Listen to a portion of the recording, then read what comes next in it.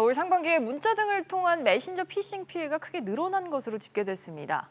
특히 자녀 사칭의 장년층의 피해가 컸는데 50대 이상의 연령층이 피해액의 90% 이상을 차지했다고 합니다. 이 소식도 들어보겠습니다. 최나리 기자. 네, 최나리입니다. 네, 메신저 피싱 피해가 얼마나 늘었습니까? 네, 메신저 피싱 피해액은 올 상반기 466억 원으로 지난해 상반기에 비해 165.4%나 늘었습니다. 금융감독원에 따르면 상반기 전체 보이스피싱 피해액은 지난해보다 46% 감소한 845억 원인데 이 가운데 절반 이상이 메신저 피싱 피해인 겁니다.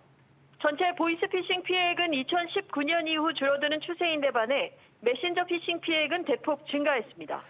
이런 일이 그동안 워낙 많아서 이제는 주의해야 한다는 알림도 굉장히 많긴 한데 메신저 피싱 피해가 이렇게 늘어나는 이유는 뭘까요?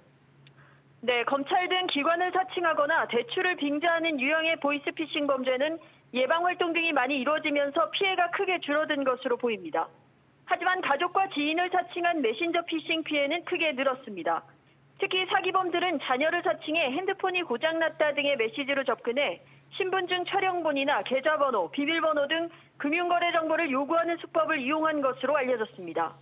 이렇다 보니 메신저 피싱 피해액의 90% 이상을 50대 이상이 차지할 정도로 중장년층의 피해가 컸습니다. 탈취된 정보는 비대면 대출을 받거나 오픈뱅킹으로 다른 금융회사 계좌에 있는 돈까지 빼내는 데 사용될 수 있어 각별한 주의가 필요합니다. 지인과 자녀를 사칭하는 부분이 굉장히 잔인한데 그럼 어떻게 피해를 좀 방지할 수 있겠습니까?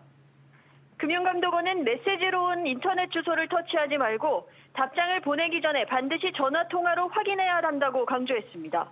이미 범죄에 노출된 경우라면 금융회사의 지급 정지를 요청하고 휴대전화를 초기화해야 합니다. SBS 비즈 최나리입니다.